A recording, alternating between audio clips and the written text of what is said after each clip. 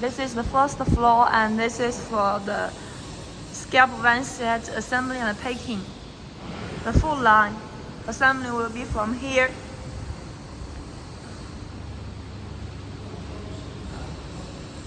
to there, and the packing will start from there.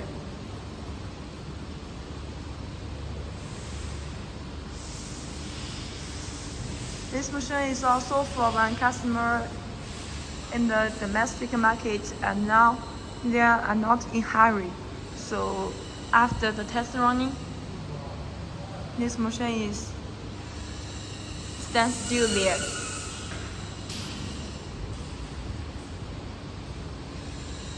And there will be one short tube, namely is the Scalp Vein Set tube assembly, without the packing, without the PE packing.